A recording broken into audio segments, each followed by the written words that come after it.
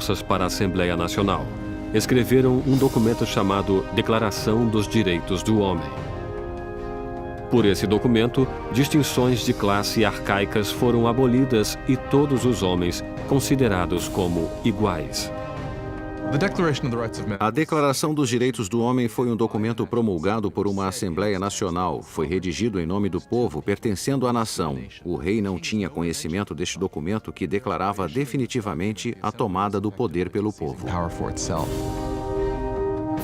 Com a nova Assembleia Nacional como sua voz, os cidadãos franceses decidiram mudar tudo em seu mundo.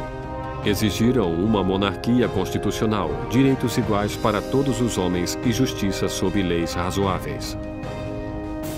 Para que a revolução tivesse uma voz mais forte, Robespierre exigiu o aumento da liberdade para a imprensa e amordaçou o antigo regime.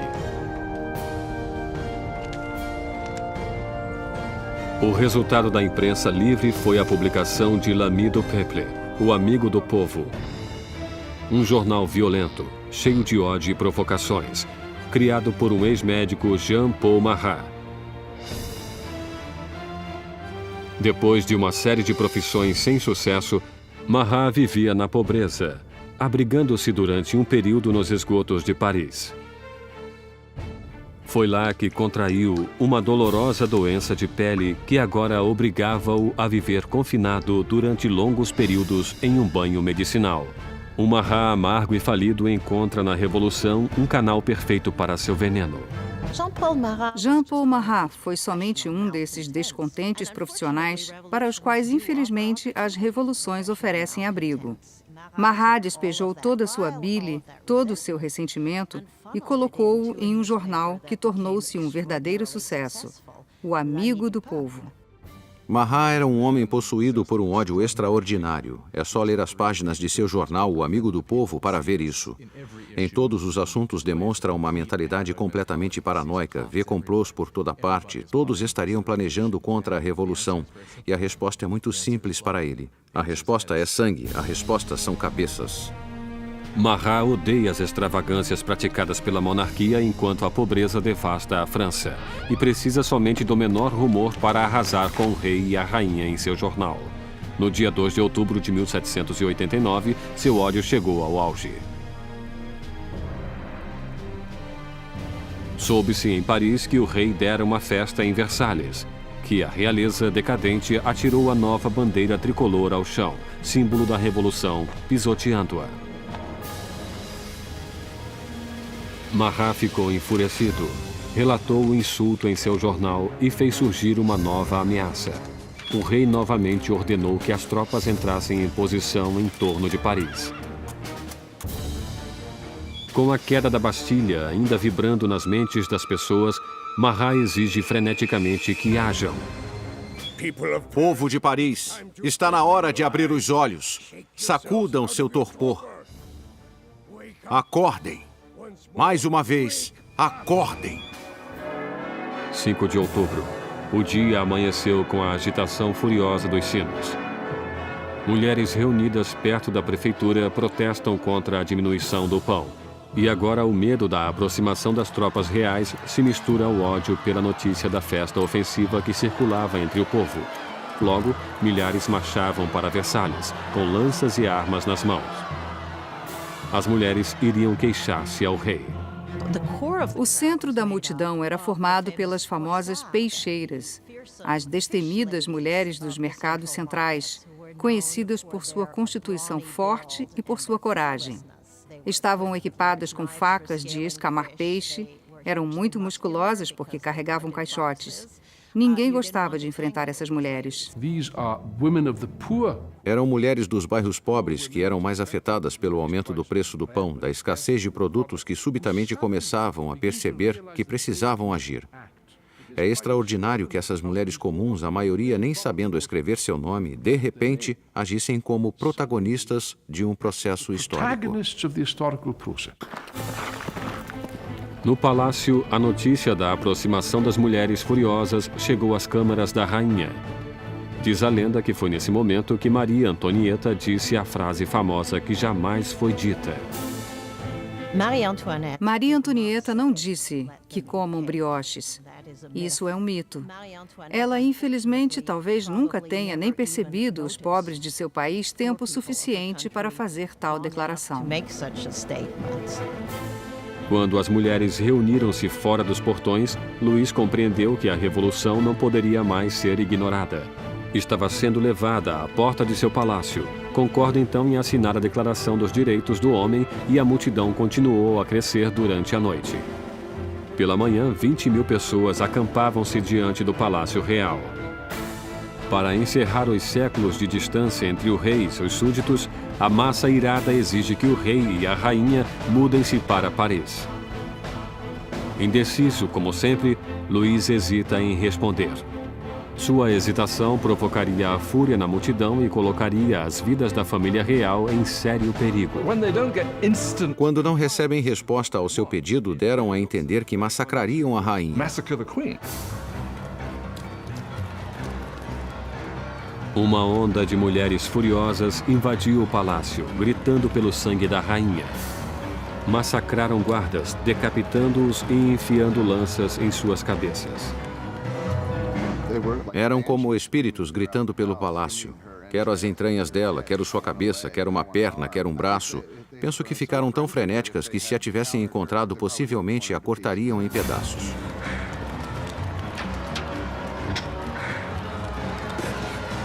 Temendo por sua vida, Maria escapa para os aposentos de Luís, poucos momentos antes das mulheres penetrarem em suas câmaras e estraçalharem sua cama. O rei e a rainha estavam à mercê da multidão. E o que ela queria era um pouco de atenção do rei. A única maneira das mulheres acalmarem-se seria a família real concordar em ir para Paris, já que as autoridades estavam em Paris. Seriam forçados a fazer o que o povo queria.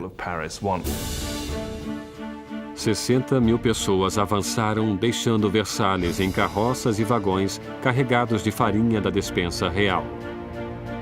A carruagem foi escoltada até Paris. O rei e a rainha foram forçados a ir para Paris junto com as cabeças de seus guardas, que foram massacrados no palácio. Suas cabeças tinham sido decepadas em um ato de violência inigualável. As cabeças todas maquiadas desfilavam na frente da carruagem dos reis que as seguiam.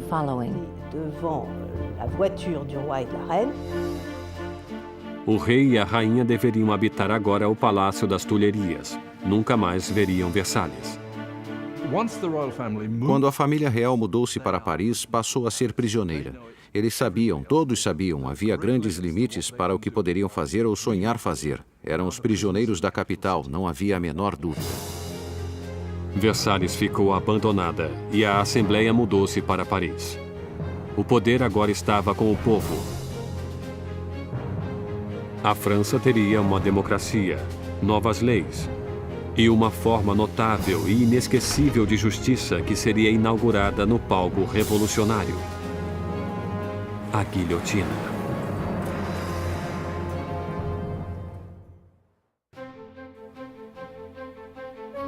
Maio de 1791, quase 2 anos depois que a família real e a Assembleia Nacional mudaram-se para Paris. Robespierre dominava a Assembleia e o Clube Jacobino, uma sociedade de debates formada em um monastério jacobino, onde reuniam-se. Naquele momento, acreditava-se que o centro da Revolução e Robespierre falavam com a força da moral. Seu verdadeiro norte era sempre o povo. Logo recebeu o apelido de O Incorruptível. A França agora era uma monarquia constitucional. O rei foi obrigado a dividir o poder com os revolucionários na Assembleia, mas a parte de Luís diminuía dia a dia, enquanto era obrigado a assinar lei após lei diminuindo sua própria autoridade, além de outra do regime feudal, a da Igreja Católica. Luís decidiu que chegara a hora de fugir da nova república e montar uma campanha para reclamar seu reinado. Luís decidiu em 1791 que precisava retomar o controle do país. e sabia que só poderia fazer isso com a ajuda de um exército estrangeiro. Teve então a ideia de fugir do Palácio das Tulherias e dirigir-se para a fronteira mais próxima. 21 de junho de 1791. O rei e a rainha, disfarçados como criados, fugiram do olhar ameaçador de Paris.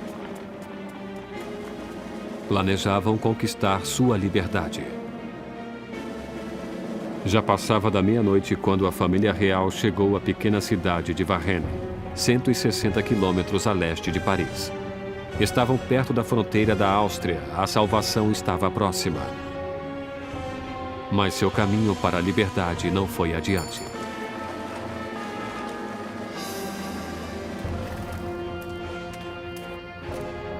Os rumores sobre a fuga real precederam-nos em Varennes.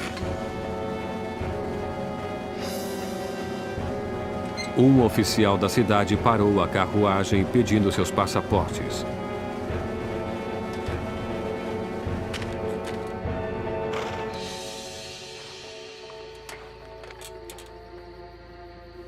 Sua suspeita foi confirmada.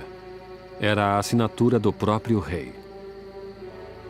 Ele ficou surpreso com a visão de seu rei. Mas a guarda revolucionária não demonstrou reverência pela realeza. O rei esperava que o povo o reconheceria e que haveria uma rebelião em seu favor. E, para seu horror e surpresa, não se deslumbravam ao reconhecê-lo. Viam-no como um fugitivo e imediatamente foi preso e levado a Paris. A ideia de que o monarca abandonara seu povo foi psicologicamente catastrófica. Esse acontecimento rompeu o laço entre Luís e seus súditos. Agora tinham um rei que não era somente supérfluo. Tinham um rei que também era um traidor. Com a família real oficialmente presa da Revolução, o poder passou de Luís, agora um rei prisioneiro, para os revolucionários na Assembleia. No coração daquele jovem governo revolucionário estava Robespierre. Ele brilha no pódio gritando por liberdade, igualdade e fraternidade. Exige o sufrágio universal e o final da escravidão nas Índias Ocidentais Francesas e, mais pacialmente ainda, grita contra a pena de morte. Durante essa nova era do Iluminismo, Robespierre desejava eliminar todos os remanescentes do passado primitivo e medieval. A Europa herdara um repertório macabro de todo tipo de execução vinda da Idade das Trevas. Arrastavam pelas ruas, esquartejavam, enforcavam, afogavam e queimavam em fogueiras. Sob o antigo regime havia uma escala de castigos terríveis e a decapitação era um castigo reservado para a nobreza, e uma das coisas que os revolucionários queriam desde o início era que todos fossem iguais na morte. Queriam simbolicamente que o mesmo castigo fosse aplicado em todos. Apesar da oposição de Robespierre, uma nova máquina de morte tomou o palco central de Paris. Seu inventor, Joseph Ignace Guillotin, criou um novo tipo de máquina que transformasse a antiga decapitação em um ato mais humano. O Dr. Guillotin descreve sua nova invenção para a Assembleia. O mecanismo cai como um raio. A cabeça separa-se do corpo, o sangue jorra e o homem está morto.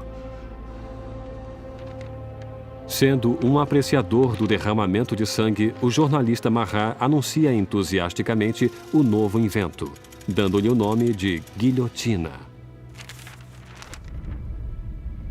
que logo seria conhecida por outro nome, a navalha nacional. Os revolucionários franceses acreditavam em valores humanos. Acreditavam não ser necessário causar sofrimento desnecessário. E o que gostaram sobre a guilhotina era sua rapidez, eficiência. E até onde se sabe, já que ninguém voltou para dizer, era indolor. A guilhotina silenciou os inimigos internos da Revolução. Qualquer um que fosse suspeito de tramar a volta de Luís ao trono. Mas eram os inimigos que rodeavam a França que mais preocupavam a Assembleia. Havia um temor de que membros da família real que fugiram para a Áustria lançassem uma contra-revolução. A Assembleia convoca um ataque preventivo, uma declaração de guerra contra a Áustria. Mas Robespierre era contra. Robespierre é uma das poucas vozes que opunha-se à guerra, pois pensa que o inimigo venceria.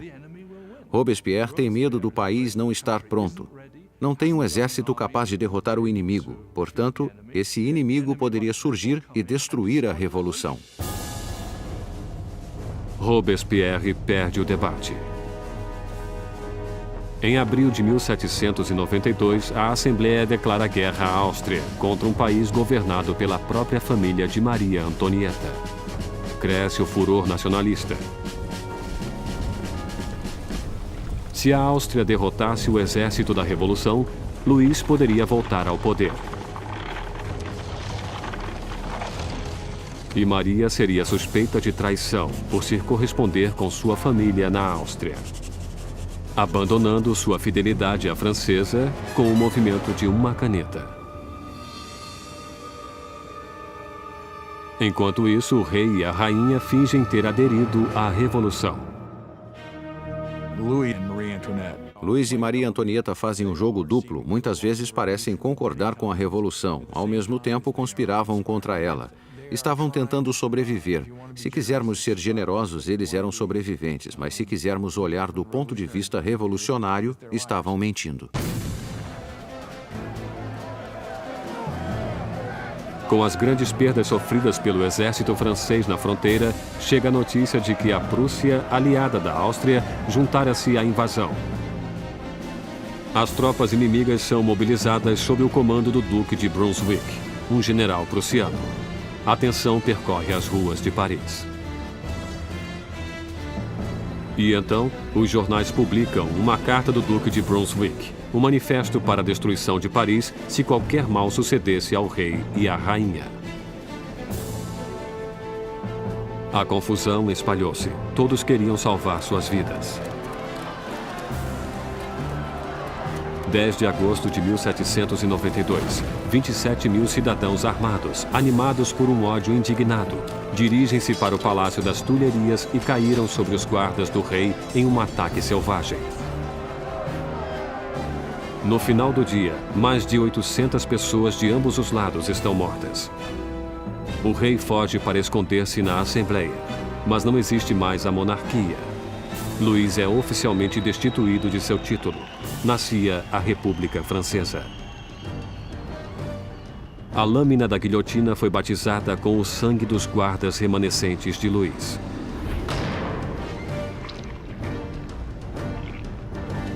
E Robespierre, que fora um sério oponente à pena de morte, mudou de ideia. O nascimento de uma nova república só poderia começar com a morte de um rei. A nova máquina assustadora do Dr. Guillotin está no centro de Paris como um aviso. O castigo para quem desafiasse a lei e a ordem revolucionárias. Batizada há pouco com o sangue dos guardas do rei, logo terminaria com a vida do próprio rei. Em agosto de 1792, enquanto o rei e a família real estavam recolhidos na prisão do Templo, Robespierre e seus jacobinos envolviam-se em uma batalha com os moderados da Assembleia, os girondinos, pelo controle do governo nacional. Mas nas ruas de Paris existe um novo movimento político. Como um símbolo de sua rejeição pelas tradições aristocráticas, os cidadãos comuns recusam-se a usar os calções pelos joelhos, ou culotes dos aristocratas. Denominam-se os sem-culotes os que não usam calças pelos joelhos. Os sem-culotes consideravam-se o verdadeiro povo francês. Não eram os mais pobres de todos. Geralmente eram bons artistas e donos de loja, gente desse tipo, pessoas que, pelo menos, afirmavam trabalhar com as mãos. Não usando os calções ou culotes, pois sem-culotes era um simbolismo essencial para os que não eram da aristocracia, não eram pessoas ricas, eram gente comum do povo. Os sans-culottes tomam o controle do governo da cidade de Paris, enquanto os jacobinos e os girondinos agitavam o país da Assembleia Nacional, agora chamada de Convenção. Lutavam com o comando do exército francês, que rapidamente perdia terreno para a Áustria e para a Prússia. Enquanto lutava contra os inimigos na fronteira, o governo revolucionário castigava os inimigos do interior, traidores da realeza, que poderiam entregar Paris nas mãos dos invasores. Mais de 1000 pessoas foram presas e apinhavam a prisão: padres, jornalistas, homens e mulheres comuns. Robespierre concentrava-se na crise interna. Mas seu amigo, o ministro da Justiça, Georges Danton, atiçava jovens e velhos a juntar-se à guerra na fronteira. É gregário e barulhento, tudo o que Robespierre não era. Logo, o nome de Danton era ouvido por toda Paris. Danton era um personagem maior do que o mundo, homem cheio de vida, cheio de animação, um tremendo bebedor, bagunceiro, que julgava pertencer às altas classes ou às classes educadas. Era um homem que, diferentemente de Robespierre, podia identificar-se com os trabalhadores de uma forma que Robespierre não conseguiria. Finalmente, a retórica agitada de Danton mobiliza as pessoas, inspirando muitos a partir para a linha de frente. Existe um momento famoso em que os exércitos austríacos e prussianos estavam invadindo e ele levantou-se na frente do povo de Paris e gritou: "Coragem, muita coragem, para sempre com a coragem." E ele realmente conseguia liderar o povo contra os invasores. Foi um momento extraordinário. Com tantos homens úteis partindo para a frente de batalha, deixando Paris sem defesa, as prisões estavam cheias de prisioneiros políticos. Uma nova onda de medo invadia a cidade. Conter a massa crescente de prisioneiros poderia tornar-se impossível. Marat incitou um chamado sangrento aos revolucionários para entrarem na prisão e matarem todos os prisioneiros. Os exércitos estrangeiros avançavam para Paris. Se tivessem se unido em Paris com aqueles amargos inimigos da Revolução nas prisões, claro que os resultados teriam sido terríveis também para o povo.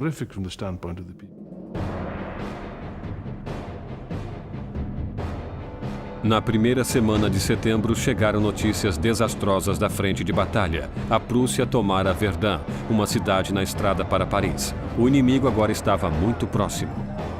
O medo, tomando conta de Paris, explodiu.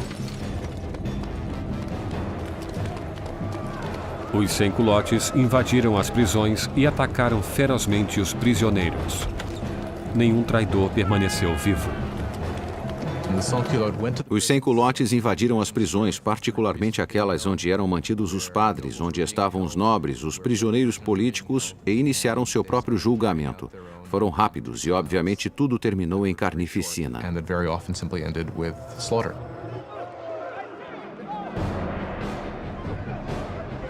Mulheres eram estupradas brutalmente, padres eram destripados, aristocratas cortados em pedaços.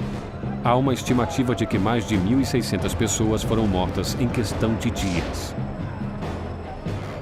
Quando a notícia do massacre de setembro espalhou-se pela Europa, os inimigos da Revolução estavam a salvo.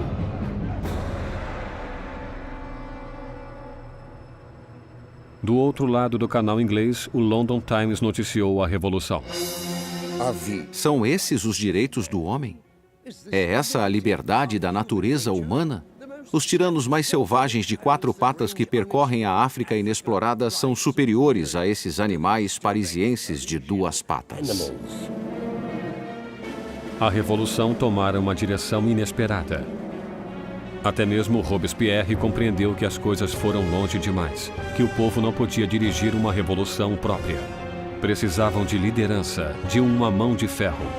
E com o poder de suas palavras, o incorruptível surge como aquele que lideraria a revolução. Robespierre, que lutara por uma monarquia constitucional, agora acreditava que não havia mais espaço para o rei. E tomou uma decisão de momento. A França julgaria seu próprio rei.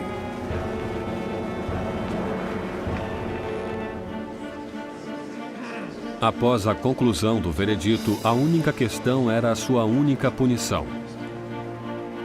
Os moderados girondinos pediam que sua vida fosse poupada, deixando-os isolados na convenção.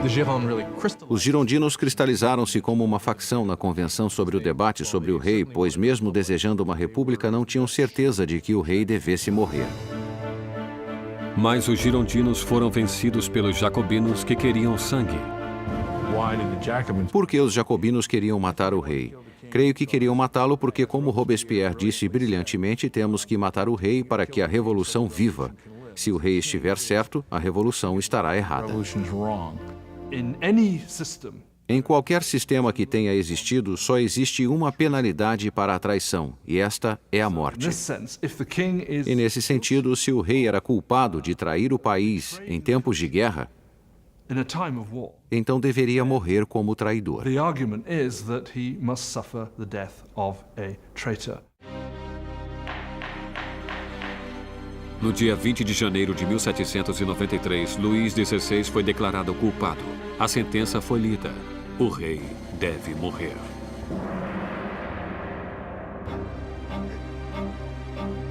Naquela noite, ele reuniu-se brevemente com a família.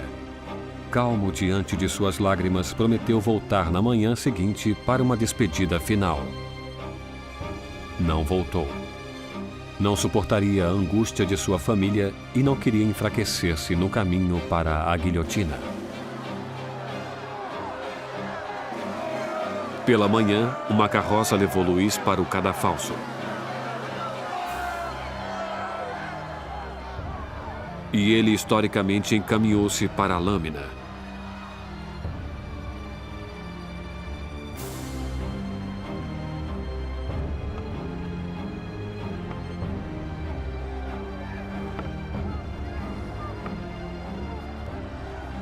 Tentou dizer algumas palavras. Espero que minha morte seja para a felicidade de meu povo. Eu vivi para a França e temo que sofrerá com a ira de Deus. Mas os guardas abafaram sua voz com os tambores.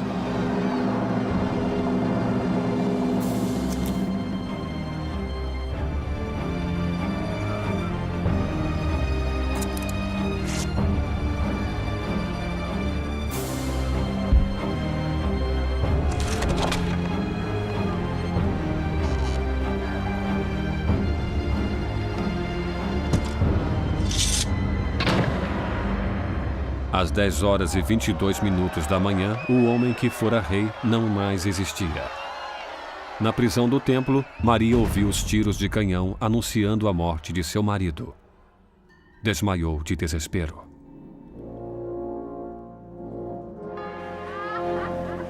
O sangue do rei foi derramado. Os revolucionários eram vitoriosos. Mas os inimigos da revolução logo clamariam uma vitória própria.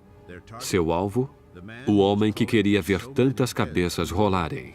Jean-Paul Marat.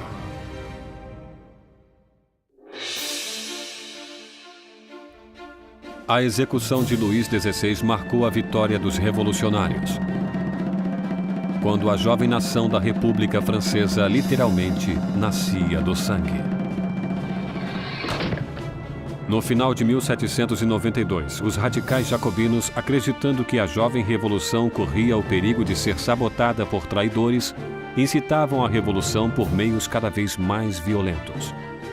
Mas os girondinos, representando o povo do campo francês, queriam diminuir a violência por medo de que ela levasse a uma guerra civil.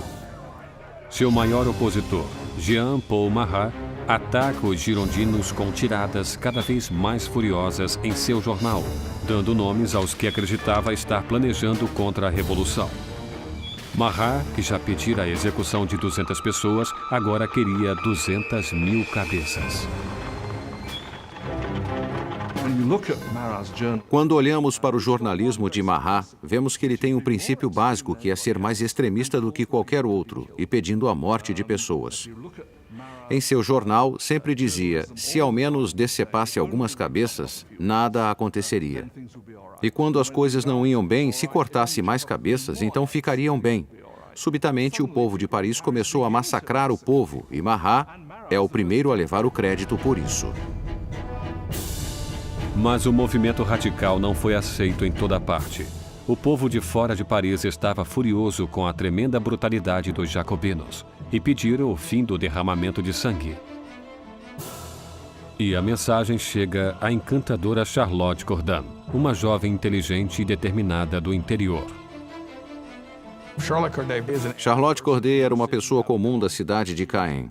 Ficou perturbada com a matança que acontecia e considerou, talvez com razão, que Marat era um dos principais responsáveis por aquilo. Ele fora um instrumento do lado radical da revolução. Era conhecido por pedir cabeças. No dia 13 de julho de 1793, Charlotte Corday chegou a Paris. Sabia que o amigo do povo mantinha uma política de portas abertas em sua casa, onde podia ser encontrado a qualquer hora em seus banhos medicinais. Corday usou o pretexto de que tinha uma lista de traidores, pessoas que queriam terminar com a revolução. Marat pediu a lista, prometendo a Corday que os traidores iriam para a guilhotina no dia seguinte. Ela entregou a lista para ele e puxou um estilete, esfaqueando-o no peito.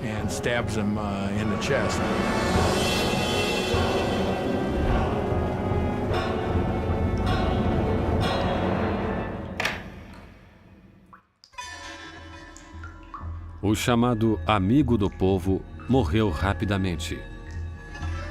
A voz irada de seu jornal calou-se.